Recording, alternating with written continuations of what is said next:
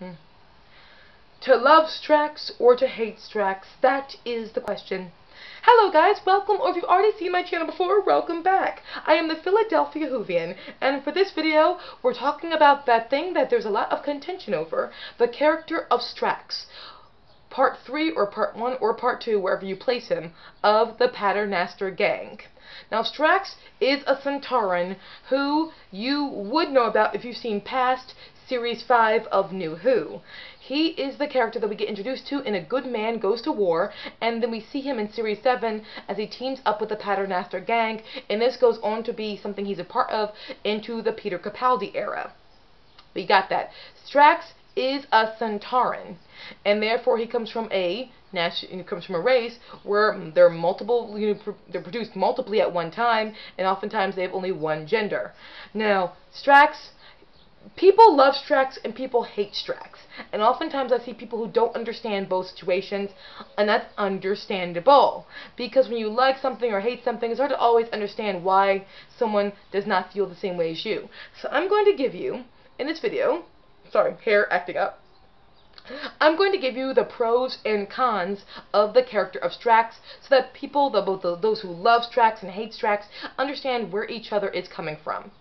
So when it comes to, we're going to start with the cons of Strax, the negative aspects of the character of Strax. Where it says those people who do not like Strax. Here I'm going to try and explain a bit of their perspective. One, some people just find Strax to be, I'm going to give you my simplest explanation first, annoying. Some people just, that type of sense of humor does not appeal to them, or they think it does not have a really good place in Doctor Who. It's like when some people do not like K9, but other people do love K9. It's like that. But with Strax, his sense of humor does not always trigger a note for every single person. Sometimes his ways, his type of humor is going to rub some fans the wrong way. That's the simplest explanation. The second explanation is simply, as well, of the fact that details about his history. I've heard some complaints when it comes to Strax be the fact that we don't really see much about his past life or build up to him. For example, one, in A Good Man Goes to War, we know that he owed the Doctor a debt and it had to be paid in.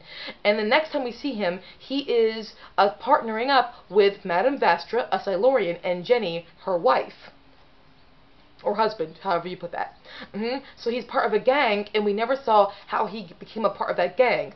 We just go from one situation where he owed a debt that we never learned about what that debt fully was, to now being part of a gang that would go from like Series 7 to Series 8 and etc. and so forth. That's what we got in all essentials. Now, that could annoy people, because a lot of people have a tendency to like details and see the build up to how things originate. They don't always like mystery. They like to see the build up to a relationship or the build up to a debt. And because we did it, it's not seen. And because you go from one situation to the next, when it comes to him going from owing a debt to being brought back to life and now being part of a Paternoster gang, it is just not enough of a development to them. Hang on, I forgot to put my phone on silent. What can you do? It's just that kind of day. Sorry, guys. Okay, putting on silent right now. Yeah, this is humiliating. This is very humiliating. Humiliation still continuing. Humiliation done! Done! Sorry, guys. I'm back now. I am back now. Okay. So, now, people have tendency to dislike the minute-by-minute, the idea that there is no full backstory to him that we see very much, or the link between him going from A Good Man Goes to War to the Snowmen. That's just how it is with some people. They just don't like the idea of not knowing and not seeing the full development of that character. Well, there's that. Second point.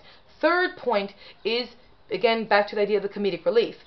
The Centaurans, which what Strax is, were a ferocious and intimidating and iconic villain in classic Doctor Who, and also New Who as well, up until Strax. So for the Centaurans to be this intimidating force, something that you are genuinely frightened by, or possibly frightened by, to a character that is a comic relief is a raping of the character to some, and robbing the audience of characters they liked to see as villains, because now they are the comedic relief. So it's going to be a disappointment. Sorry, a disappointment to them. A massive disappointment to them. And that's just how it goes. Nothing wrong with that. That is why some people do not like Strax. That's who they are. That's okay. Now we're going to go to the pros, the benefits, or the pluses, or why some people love Strax. And I'm going to go to the idea of sense of humor differences. While his Strax can annoy people because they do not like the type of humor, for some people that type of humor does work. Strax is funny to them, especially if you're a child. This is another thing we have to remember with Doctor Who. Children matter.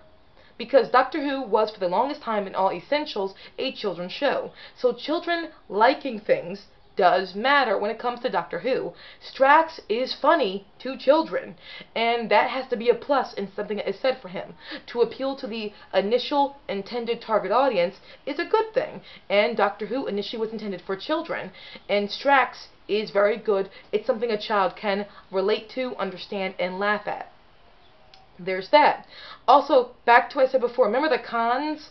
I said before about we don't see Strax's build-up, or his character build-up, where you don't see the backstory of how he owed the Doctor a debt. In A Good Man Goes to War, we just know he did. And then the next time we see him, it's in The Snowmen, when he, Vestra, and Jenny are all a partnership. So we don't see the build-up to that. That is also a pro. That is a good thing.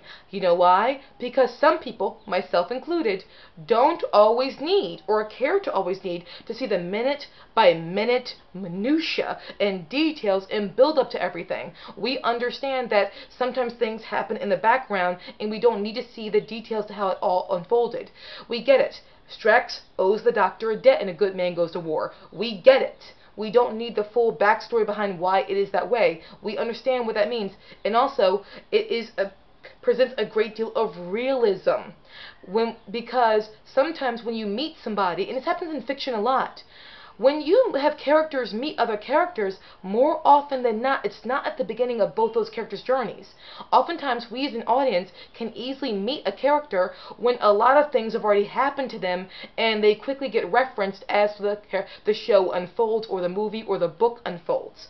We find out, as things are unfolding, what happened long before. And we don't even get the full details to how it all happened.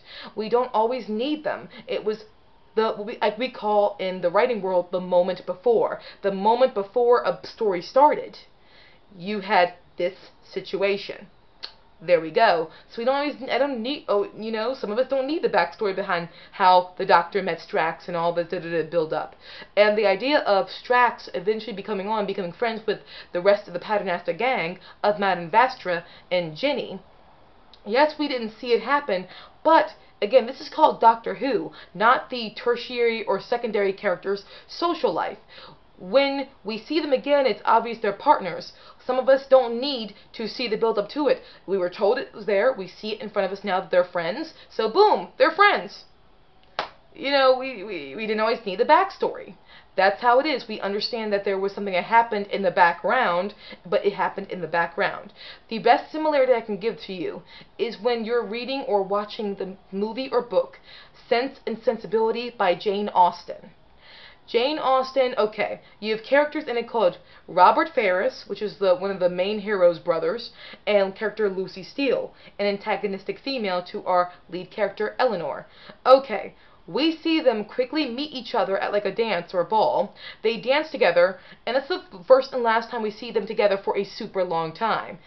And then, in fact, that's like the last time we see them together is at that ball. Then a lot of things happen, a lot of things, and then at the end of the book, we discover that they were engaged and they got married.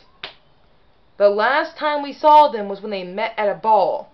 That's all we saw. We never saw anything else. And now we find out at the very end they got engaged and then got married. We didn't see any of the build up to their relationship. We were just told that it happened. But it happened. We don't need the whole build up to their relationship. We don't need to see how it all unfolded. It unfolded. We were told. We were therefore shown at the very end that it didn't fold. It did unfold. So bam, it unfolded. Sometimes people do not need all the minute by minute details of how something happened. They just need the information and then boom to go forward with it. And also they enjoy things that are crucial to the plot. What I mean by that is the idea of how Strax, Jenny, and Madame Vastra became partners together. Is that vital, or was it vital to the plot of The Snowmen? Was it fully necessary to see how they built up? Would it help the narrative? Not really. The narrative would have still been the narrative. So all that would have just been filler that was like, how are you going to tell it? How could you tell it? There is that as well. So when it comes to Strax, now you all know, those who hate Strax, understandable, because you hate him for perhaps those reasons. Or you could have more reasons that I do not know about. Those people who love Strax, that's why they like Strax. So hopefully you both kind of understand where each other are falling when it comes to this. That's how I feel personally. Overall, Strax is the character I fall in between. I don't hate him. I'm not crazy about him. I'm just perfectly okay when he's there. Boom. The character of Strax. Do you love him? Do you hate him? What do you feel about him? Whatever you do feel, don't be afraid to let me know down below in the comment section. Bye, guys.